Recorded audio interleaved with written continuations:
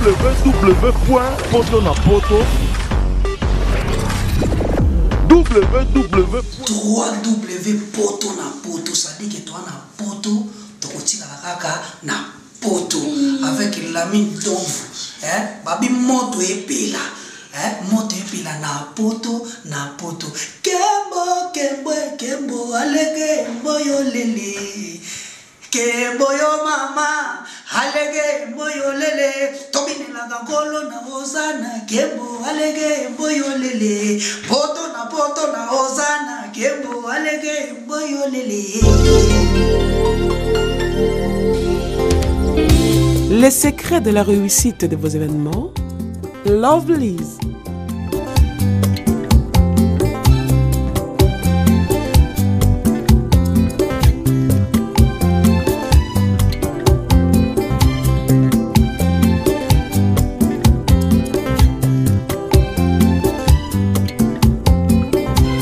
It's simple. Try and try again. Lovelyz.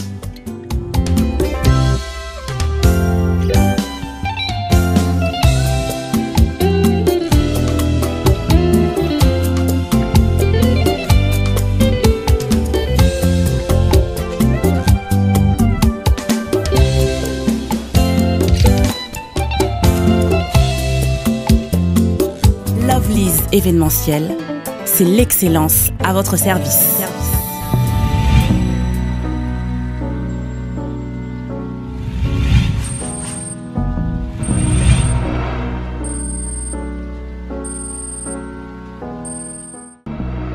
Merci de me retrouver partout dans le monde à travers www.potonapoto.com, le site des grands, les sites des professionnels. Ensemble avec moi, votre humble serviteur, Prince Bakali, appelé autrement l'espoir de la presse internationale.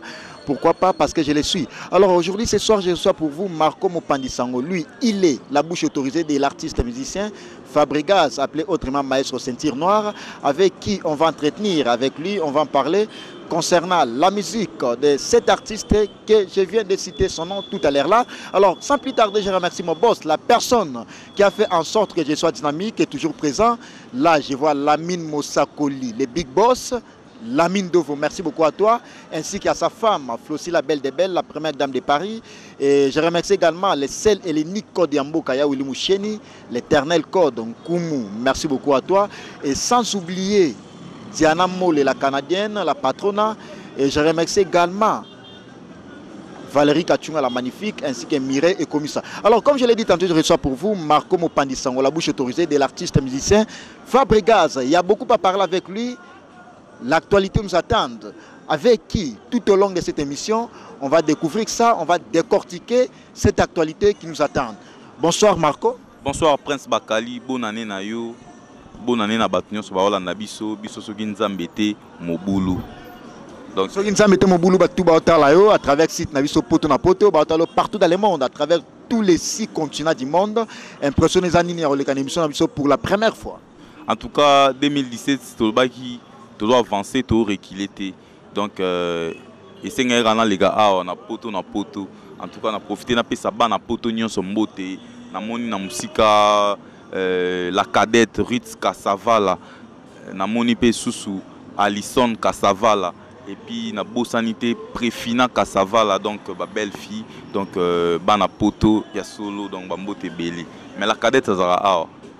Merci beaucoup, Mireille Lutemuka. Mireille Lutemuka na kati Paris ba ima solo oyo moi si oasola moi si oazo répondre na ba nord Mireille Lutemuka, merci beaucoup. Marco, avant de côté en actualité au sein la justement synthèse il y a parcours na yo avant comme chefa parce que ça na batumsu ba ebelo directement chefa avant ma chefa au leka wapi au sala moi synthèse.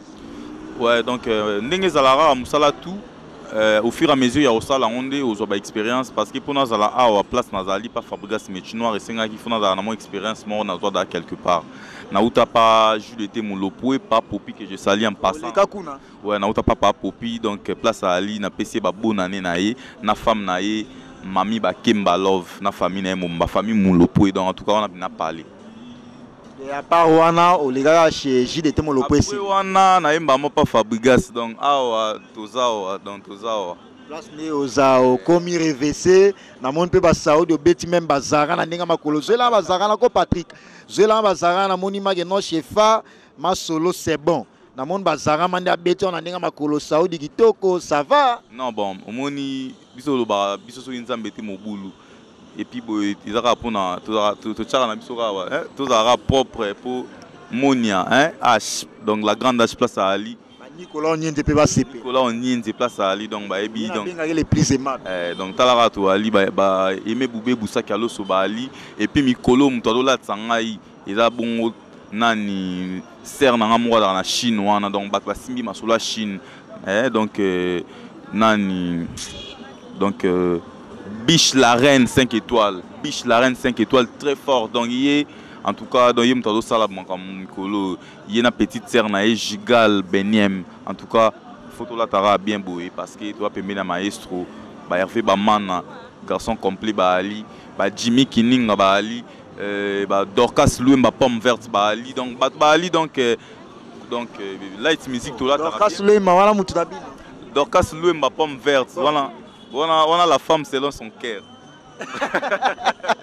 Là, c'est na moni Dorcas Louemba mbala moko na monaka Laura Herbach. Laura Herbach, merci beaucoup. Maman ya Gladiator. Alors, tout côté en actualité mbala moko Fabre le maestro abimisaki Antidote double album, Antidote et Poison. Et ça album ils ont deux versions ou ils ont des albums. Il a des albums donc c'est-à-dire tout ça qui opus moro comme nango je pense. Narata je pense toi na Poison comme Poison ils ont remède moko et s'il sarango comme on antidote et c'est tout ça va tout Poison après na Antidote voilà. Je de comprendre bien ils ont album moro mais ils ont deux facettes. Non il a des albums Poison on a Antidote mais dans quatre projet moko autobengi je pense. Je pense c'est un projet qui a engendré double album Poison on a Antidote et puis d'ailleurs il a le premier double album congolais je crois Mikolo Migoya le roi biso muto bandara makambo mona ke batu muso bando bimisa bino bandara makambo biso ka muto bandara mona ligne noto memango calmement parce que Kenimbumba arme lourd alingato mais maman solo na ndenge ya calme pour que ba comprendre ba ya wili musheni balinga balanda li solo calmement ta ba grand monsieur balanda émission oyo ba ya wili musheni ba Gilles Tsana les plus beaux de tous les producteurs de la diaspora balanda ma solo calmement alors bino bo bandara makambo net nini bo banda au monde de ce double album si au monde abatumso ba mo ça ba 8 albums 10 albums poto bandaki donc surtout bandaki te tant maestro bimisa ki album ah mais na biso ke batu belé balobaki neni bimisa belé boye ah mon enfant na maestro bi batu ba fort ba bito beti banzembo bela bi batu na ba musicien to public ba musicien te biso sala la musique pour na public pour na ba musicien on a pe ba kana kata public donc voilà et maestro ebisinga bi Marco omoni album oyo toza na awa bat ba binara oyo à part yango eloko bineyati alors album wana et apporter les bino ba voyage bo kendega Angola na monde que non séparation totale il y a orchestre c'est-à-dire tout monde chef du gouvernement appelé autrement le chef du groupe Ibrator au hasard si je ne me trompe pas ami personnel il y a boss nayo à Kenaki départ naye na départ il y a clavériste nabino na batteur nabino c'était dit à quoi donc déjà na bango naye bien monté parce que ngana porte-parole na bango te ngana porte-parole à Fabrigas il y a mouvement pe égal naza pe porte-parole à mouvement oui mais baza ba grand garçon donc ba yebi ba raison ni pousser bango ba sala mamba zo sala lelo et puis pour ngai soki ba longwe donc so ba longwe na souhaiter bango ka ba chance place ba ali parce que baza ba na biso donc place to ba sala to linga na bango ke liboso parce que parents tout alinga mo naye à progresser. Bien qu'il y a ça ami personnel à Bosna. Moussala tout est à bongo donc beaucoup à quelque part et puis vous évoluer n'engagez donc. La séparation là pour na yo, ça man information t'es clé ou informer par rapport il y a départ il y a tous les trois artistes musiciens. Non bah yebi maramba ça bah grand garçon n'inga bonné na osala ndenge na osala marambo boy qui porte parole na lobi la Fabrigas boy. So na longwe il ngam na yebi na longwe. Na yebi pourquoi na longwe et ça sert à rien beaucoup tout n'attend mususu beaucoup tout n'attend mususu jina PMF ndeni mako longo ndeni or ba raison ngai isa ba raison ya jina te retourner pour la mesure information ndenge ça la kaka ba scoop au monde a za la information précise parce que elle c'est pas Marco Voilà. Mamsou peut un paiement ça un mouvement peut-être ba monde ba bien paiement trop c'est trop un paiement bango ka ba te poser membre ya bureau oza sincère oye ba yango Mais biso siko biso to payer ba 40 ndeni. Biso to payer ba 40 ndeni. To na ngana na magite. Na habité en jusqu'à Bungwa ebi. Donc biso to na magite to payer ba 40 ndeni, to vivre ndeni. Oui pareil mon pays brato abaye non Fabro sur la souté Fabro mon mouvement avant Fabro a comme Fabro a comme impact. Bah là il bien dans les bons premier album là et tant bêti ba deux albums ba double album Fabro comme la position ba trophée pamba a mon sous-estimé bango valeur comme il y a ndenge ya nous les mes côtés on se retrouver sur les plans financiers bah on se retrouver au moni na fi balobaka na moke kozwaka faut ba robatela déjà na te pona olobela bango pour marambo eza mingi marambo ya administration eza mambo administration eza géré par CG Nabiso Yves Mbouyulu que je salue en passant et bango nde mutu ba toujours membre famille apparemment ba te belé pe ba bien que to six na point na te mais ba te belé pe ba olobela ngor qu'est-ce que na mne o maloa royaume non eza royaume te ngai lelo oyo naza marko mopandisa naza na botama na famille Mbouyulu te ba o ba chapeauter ne famille Mbouyulu mais nga pe nazo chapeauter mam na sala oyo lundi 4 matin na banda tournée africaine moko na compte ya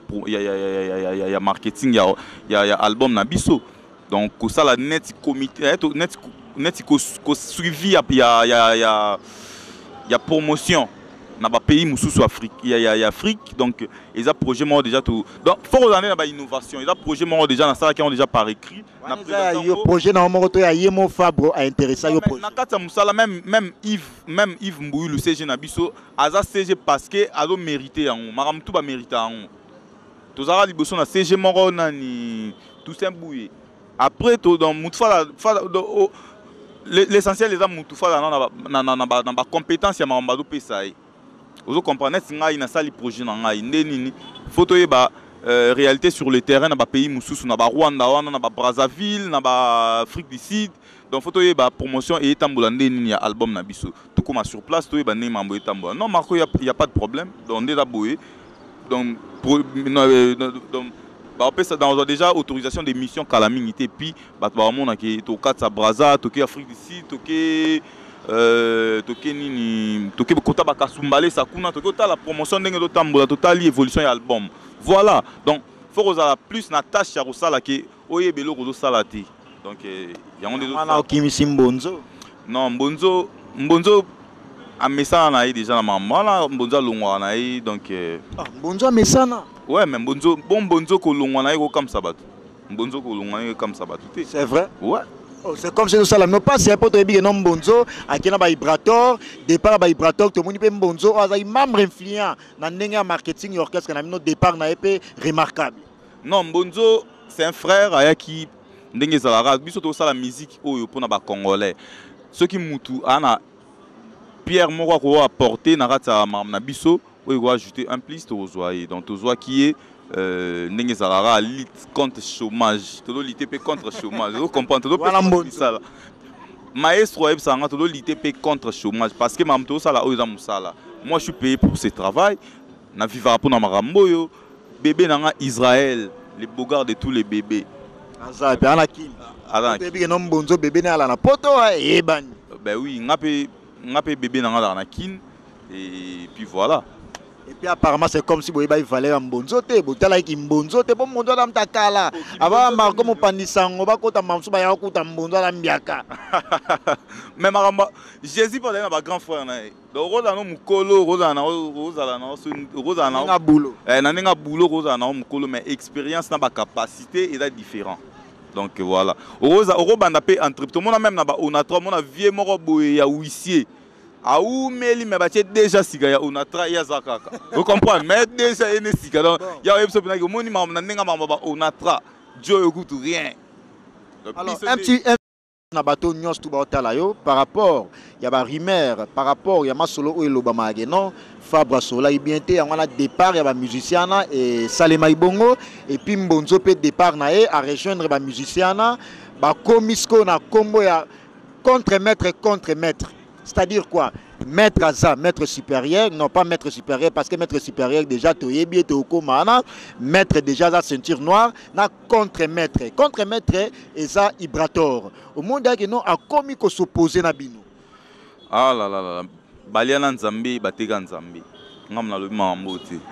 Donc, c'est-à-dire même Jésus était trahi par ses propres frères. Donc, Bato Aliagina, Bato Anoliana, Bango Bateka qui. Donc, pour nous, et comme ça, on a été ceux qui ont à l'ongou à sa opposition. On a une musique à Congo, tout mais ça dans la Marambo. Donc, on a pour nous souhaité Bango bonne chance, place Bazali et Simba. Surtout que les musiques à Congo, Bato Aliagina, Bango politesse. Si on a une politesse, on a une musique qui voit ça soutien, on a des gens responsable, on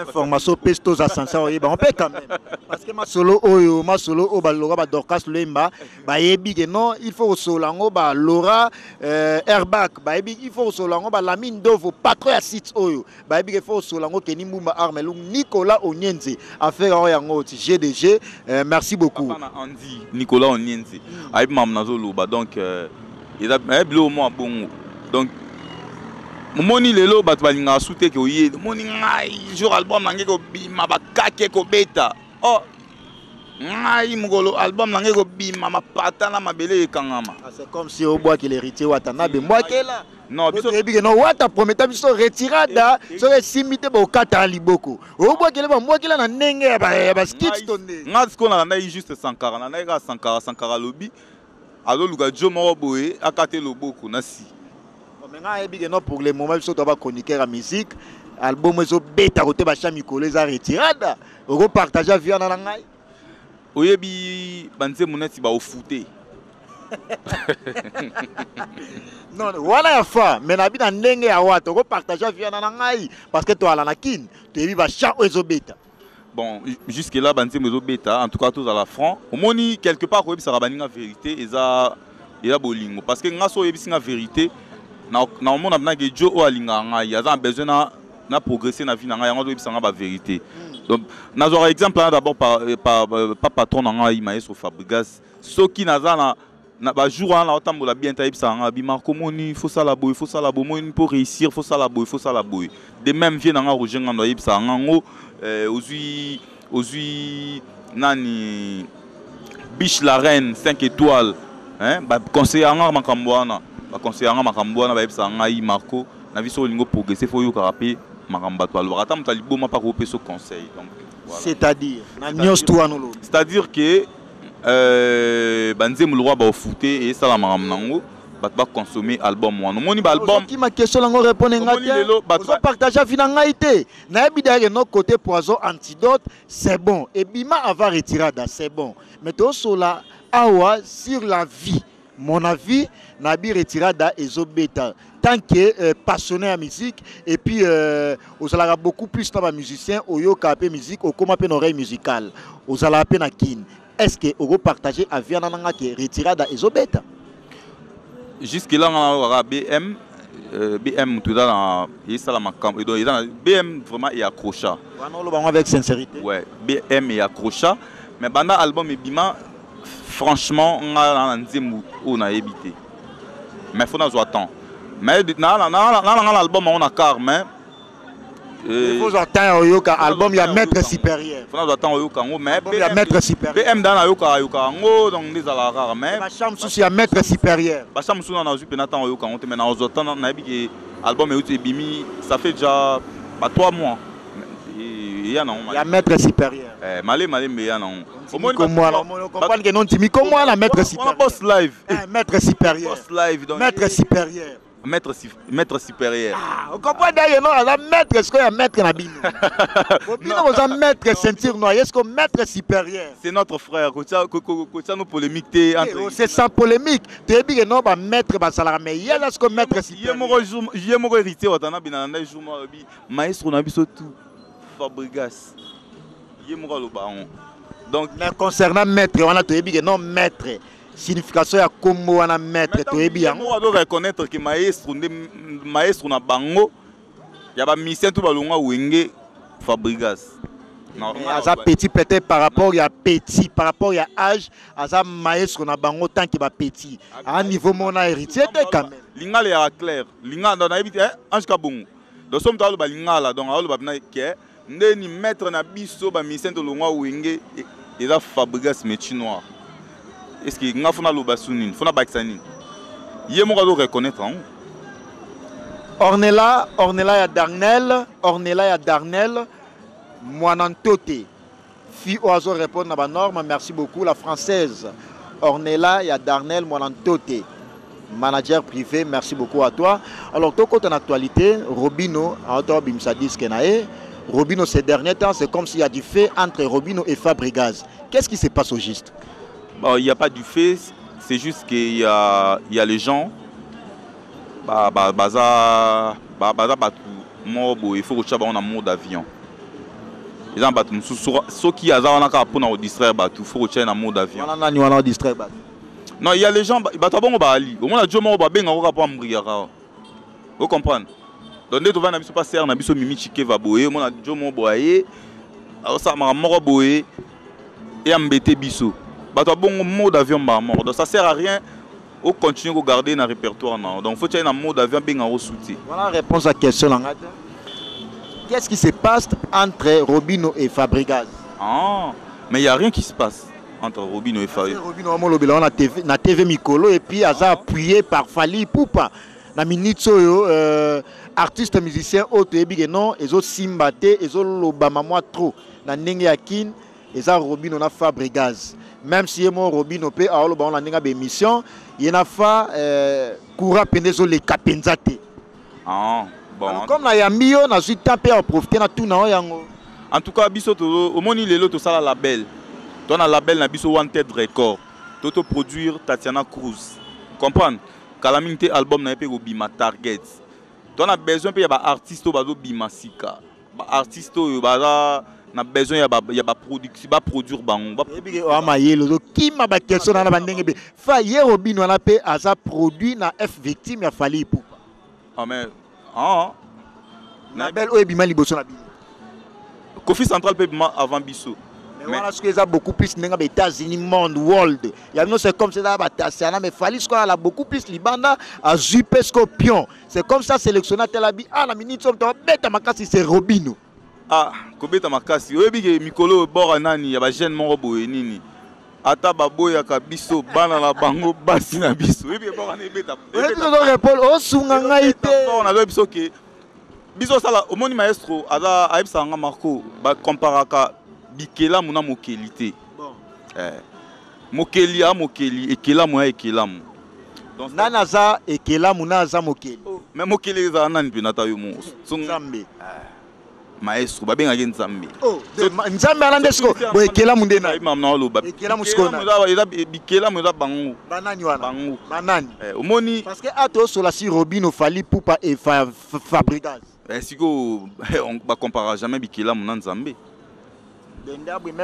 Même Fali to mi na logique bomba image bomba parole partout na loba. Même Fali ninga zana aza ekela mu ya Fabregas. Ba compara bikela mu na Nzambe te. Donc bango bada bikela mu maestro Fali aza ekela mu ya Fabregas. Na lo bango na français parce que ba na France pe bazo landa biso neti ba Alison Kassavala moi ça Pembe. On ne compare pas la création et les créateurs. Point. Marco Mopandisango, to me manandinga normalité ya makambo. C'est comme si ozo boudé pe Fali Ipupa, oya bima liboso ya patron na yo, oya sala be exploit liboso ya patron na yo. Pourquoi oboya artiste musicien congolais kaka boye ou soit boza un problème particulier patron na onaye? Non, il y a pas de problème. Omoni maestro Fabregas aloba na nzembo au fouté. Aloba yango biso to boya ko manquer ba ya respect polobi baleki ba manquer biso te. Donc on attend coûter ya oboude ba tout somme ta salle musa na bien c'est bon net mikolo na tout à l'heure to vanda to ta la nini nzembo Fali Poupa na buba et ça ma nango So Moussa il a bien, il a bien. Fali ça va. Sauf que il y a des ouais Fali c'est bon. Eh yo bah ouais ça Fali ndeni. So boy Fali ba to amono mte mama bet. Bah parmi ba to ça fierté la musique congolaise. Si ko pom nani na lobezani da ba tumsusu il y a ça la boulot bon ndeni. Ngam na bin en décembre donc il y a bin sara en décembre, janvier ba binete, février ba binete, mars ba binete, avril pe ba binete, juin donc il y a bin sara en décembre. Or ce to bi mama bin sa na décembre, obi papimba kotazo. Yo ba koto meminga. Ya Willy Moucheni voilà ça la susute. Bonne année na yo vie na ngai ya Willy Moucheni koda mboka. Ala lo wan kumu ya Dijonville, Willy Moucheni le sele ni code ya mboka ya bale. Na ebité ya na ba petite. Alo bara bino boda ba o ya ngai ya kati. Na zo bino lo bana na ngai. Donc en tout cas maman Rita Moucheni battre la biso ya Willy Moucheni code mboka véritable code 00243. C'est comme si ba code on ba mo wele la meto ba moko. Non, omoni mutam tana musala ya sala. Bato bazo we so moni mutalo wele la c'est yé bato ba wela bangonde bazanga ba wela bazanga ba lo bangot. Marka oza lo ba moi trop so nani na somela voiture so ndeni na. Ah ben siko yo a pire petit de moi na ya Moucheni. Est-ce que vous avez une preuve tangible au Moucheni sala pona yo po ba tumsu ba lo ba code coûté. Tebi code à la mort Willy Moucheni alors. Yo comme vous a preuve ya lelo go silisa tembe. 2014 juste après sortir à Yamado Willy Moucheni cadeau signé na maboko na ye Nissan Mikolo pe susu Mitsubishi mo utokota susu na bokasi kaka ya ba vie wana donc bato wana bozo lo ba wana na habité Willy Moucheni ada mécène yé ada peintre donc ça sert à rien pour comparer peintre na mécène donc ça sert à rien yé fa ya rocher la personne ba Joana ala peintre de seul éternel code ya Willy Moucheni a tongi meuble il faut benga inde on tient la couleur point barre c'est tout dans quelque sorte ça moi na musala ya vieux Moucheni voilà là moi na musala ya vieux Moucheni donc ba parler on a ba campagne ba parler ba limiter ya rocher na ba peinture sans problème ba PC mbongo na ye que sauver ba petit sauver pe Mark House ndenge za kaka pour Mark House jusque là lundi moka adresse ne banité sans adresse oh là na mutuka mais on finga no pe porte parole trop que non yé a zo place na bino ndenge bozana au moins ku bino tu bolonga mais yé azala na poste wana oko partager via na Mark House non Mark House je le trouve trop bavard ya moni ba série mo ba kanisa ki moni ida mam suso loba tout mam to lobara un jour eko sala ba retour sur biso ya moni ba kanga ki parce qu'il y a quand ça loba bien or alo mi boma. Merci beaucoup à toi l'ami de vous le patron de C6 Kersi Maël l'international Dr Kinkani les bourgeois mon vieux Dr Kinkani a bétail tourment ndenge à Kenya toujours pour contrôler ba faire. Merci à toi manager nanga privé Ornella il y a Darmel Mwanantote wana manager privé merci également à toi Mireille et commis sa maman bonne année Paola London la femme de Valère la femme qui assure et également à toi Fleuve Foutila les qui a grévé Foutila Matita Liebo na moi si na Fanny Foutila Paris Ndima Bino Fleuve Foutila et Fanny Foutila couple à Kitoko. Alors qu'est-ce qui se passe entre Fabregas et Koffi Olomide au bas là vraiment dans bon terme tout le monde est sorti à 13e apôtre Koffi Olomide a signifié a simplifié qui 3F Fali Poupa Fabregas et Ferregola. Mais Lelo séparation totale, il y a Fali Poupa et quoi? Il y a, j'allais dire, il y a Fabregas, na grand frère na Koffi Olomide. En tout cas, les vieux rendent respect place à Ali. Donc il n'y a rien qui se passe entre les vieux et son petit. T'as petit, a aussi la notre disque d'or. En tout cas, petit a bon vraiment au banana de Rambo. Au banana. Non, là j'ai disque d'or. Maestro. Ah, au bas Robino ba boyiku ba bi disque d'or à Cotering. Au moni batumususu basala ba succès ka ya ba commune atana lufa pamba ba ebieti mais yo dans ba coordonner la journaliste amnene oza garçon mo peser na presse à Congo lelo donc oza ba contact na ba Chine na ba Dubai mais qui dans retourna nana ngo do beta kuna tout ça dans ma morte et puis ga beta na no comment na kitambo $5 no comment izani il a ça, il a grand. Papa, au moment où je bêta, ceux qui sont dans la bête qui na 2016 collègue biso na habité. parmi les orchestres qui en 2016 au monde qui tout figuré parmi.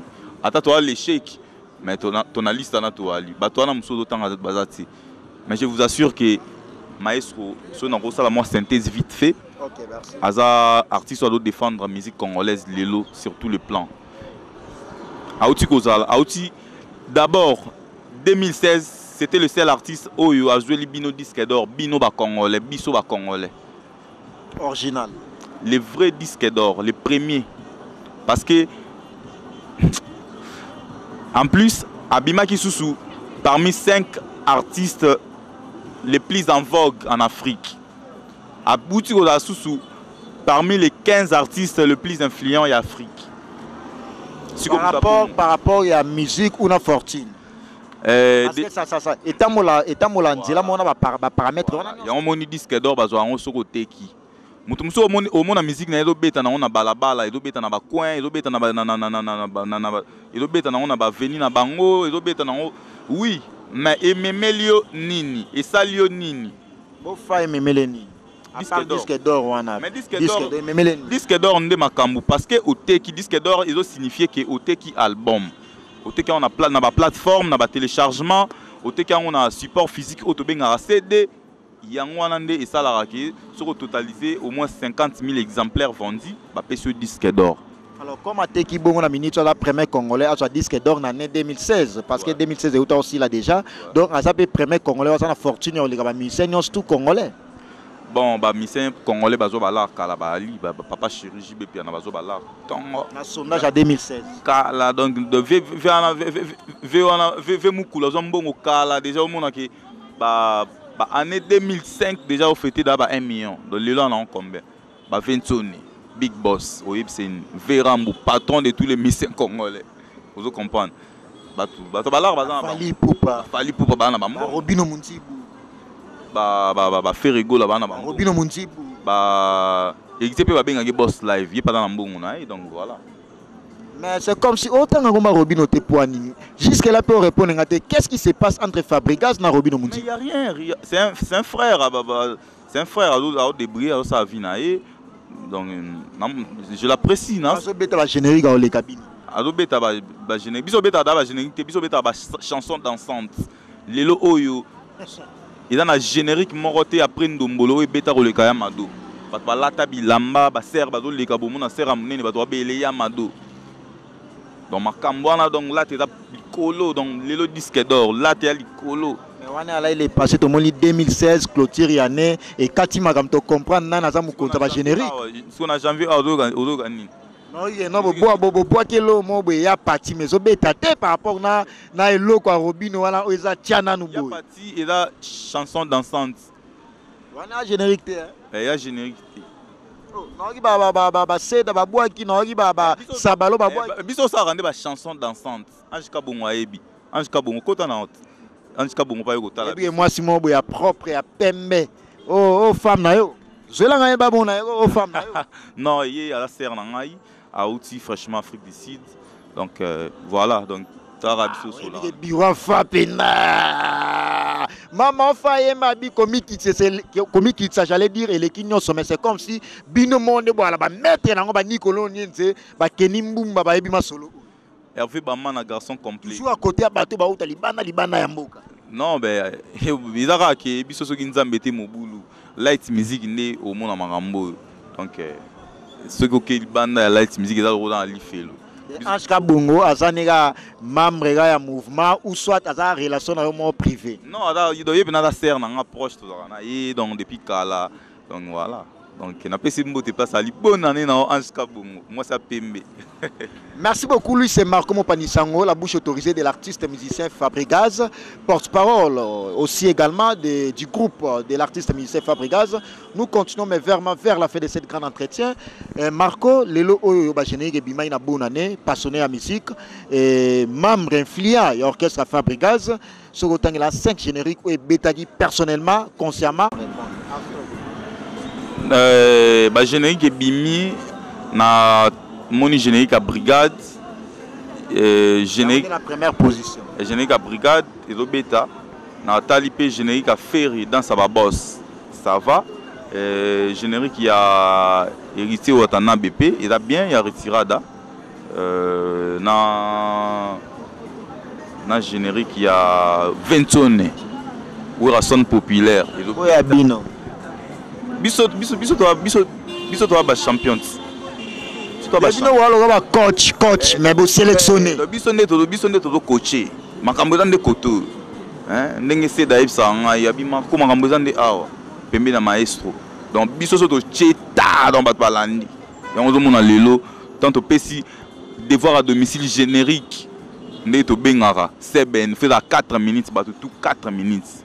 Bosanon tout ça là qu'on bien madumba mo batu. Ah oui bon ma pe mbanga comme qui tele qui nyo so mo fayemba. Ça to lobby tem dans lobby biso zate biso mo photo lobara.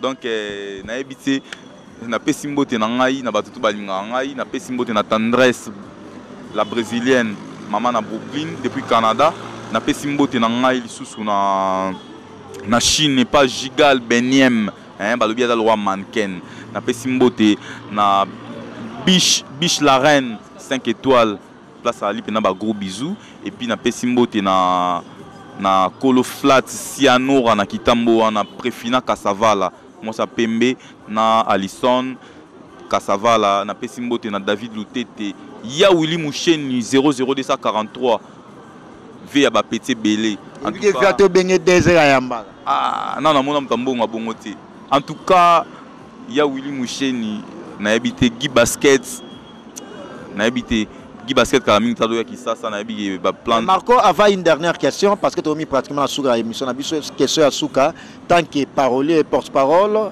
agent marketing ce va sélectionner tant que coach ou sélectionner 5 marketeurs au basala musala bango bien au rozana nana ça compter 5 ba kokati. On va salam salam on a une intelligence parce que au monde intelligence nous allons c'est comme ça au yana style mob na ndenge ya musique na biso tant que porte-parole. Merci déjà. Mais 5 na habité so ba koka. Tout dans la dadi Roger Ngandou te da ko lobabi jusque là toi on aura 3. Roger Ngandou ngai na dadi mola. Mais ce que so na longoli ngai to tika na dadi mola na Roger Ngandou. Trésor Congo.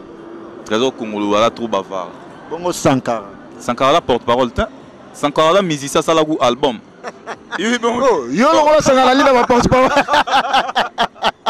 Comprenez que je suis là bel et bien avec Marco Mopanisango, la bouche autorisée de l'artiste ministère Fabrikas. Yo ngo Sankara. Sankara ça la album. Il y a une identité ou la porte-parole bien qu'il y a qui peut la seule facette musu. Ala gréco-romain. Au moni ba bambonzo. Voilà ba ndenge mona bambonzo ba papi les princes ba. C'est papi. Bango sié so ka yé TV go parce que senti. Papi les princes à la porte-parole. Té à porte-parole. On te fait porte-parole. Té mbonzo porte-parole. Au moni a ko ça va faire bien. A ko za na stabilité parce que a la porte-parole té place à do kinde. Donc partout do kinde do sala moi Jean parce que ayebi do sala a sala ranini. Lui c'est quoi porte-parole hors kaza gréco-romain. Merci beaucoup, on a bel et bien compris. Bato ba rapide non ndeni no bana kini bino moko boyebi oh oye ko pesa biso information mo oyebi oye ko pesa biso information mo lo bana biso ke bino moko boyebi oh mais to yebi ndeni yo na lobi te bo Piroger mwana mboka Piroger ya porte-parole te aza nani aza yo za boya Piroger aza molobeli. Donc, tout dans le bateau, il a cité que le musicien ou le porte-parole. Bon. Voilà. Donc, si on a molé la canadienne, puis on a dit les maestros Patsade à la Fidélix, on a un staff, Mimi Kamalandwa, la star en ligne. Mimi Kamalandwa, Massalanga, mon ami personnel. Merci beaucoup à toi, Mireille et commis à la grande dame. Par là, London, la femme de Valère, manager privé. Merci beaucoup à toi, Ornella. Il y a Darnell, Moanantote. Voilà, manager privé dans à Paris. Merci beaucoup. Et pour que nous clôturions, parce que nous avons bel et bien à Souka et entretien à Bisso. Et message clé, dans bateau à 8 ans et au partout dans le monde. En tout cas, message clé, c'est que vous consommez album Nabino, Poison Antidote, album au maestro Fabrikas à Salé Libino. Il y a un album de qualité, il y a un album à vie. Il y a un album au vivre en lundi à dimanche. janvier à décembre. Non, biso binsa en décembre, biso binsa qui lundi, mardi to binsa te biso c'est pour la vie. Boyo ka chanson, il y a des très belles mélodies. En tout cas, vous consommez album. On a maïs à Paris, à gagner Kinshasa Calamité pour nous continuer à tourner ndenge zalaka et puis continuer promotion ya album na biso Poison Antidote. Et puis on a Kinshasa toujours continuer ba séance répétitive na résidence à maestro. Maintenant on roya tout zone ça suba rep na biso ville ndenge zalaka. Et puis voilà, bah tout le monde va contacter biso ba robenga na 82 350 93 00. Bah non la code. Willy Moucheni. 82 350 93 00. Na pesimbo te na vie nanga Aimé Boubé Boussaki Aloso, na pesimbo te na vie nanga Adrien Mukiadi. Ayebisa nga mako ba tutu ba microbe tout ba na orchestre fo bo balaye bango. Vie nanga Adrien Mukiadi, bo balaye ba tutu. Na pesimbo te susu na Emery Moukeba, l'argent obéit à son maître. Na pesimbo te na Tantine Priska Embi de longues jambes. Na pesimbo te place Azali. Na Jobumba la place la yo. Jobumba la place Wali. Big up na yo bonane na yo mbote na Papi Messi na Luanda place Wali pe na mbote belé na pesi mbote na Alain Visor na Luanda wana Bibliothèque internationale Joao Ndombele na pesi sumbote na Yaoulika Mbalto Nivel Angelica Madeleine et puis bana Chine na do bisa que faut kota makambo yo bana Chine bado so la dégâts donc na moni bongo Gigal Beniem madal roi mannequin ya Chine bana Chine bado sala makambo donc boutique na bango dans boutique Peniel chez maman Julienne Otali Mpanzo moni biche la reine 5 étoiles et puis na famille Kassava là bas ça pembe bazarane kuna donc gros bisous merci beaucoup sur votre minute sur la pena Facebook Marco Mopandisango to là merci. Merci beaucoup, c'était le réel plaisir pour moi de le recevoir. Lui, il s'appelle Marco Mopandisango, la bouche autorisée de l'artiste musicien Fabrigaz, le porte-parole du groupe également de l'artiste musicien Fabrigaz. S'il avait bien parlé, dites merci à lui-même parce que yende ayana style oyo, yende a innové yango. Garçon moi le bien en à télé, garçon moi le bien sans polémique, maman le c'est livré. Alors quant à moi, j'ai dit merci beaucoup à toi, l'ami de Vomosako, les patrons de ce site, et à la grande équipe technique qui m'a tenu compagnie ce soir. Là, je vois Patrick derrière la caméra et mon réalisateur, monteur de cette émission, Chris Mouepou, sans oublier deuxième caméraman aussi, Steve Labé. Toujours dans l'ensemble, nous travaillons, nous faisons du bon boulot et retrouvez mon prochain numéro avec le même plaisir. Au revoir. www.potonapoto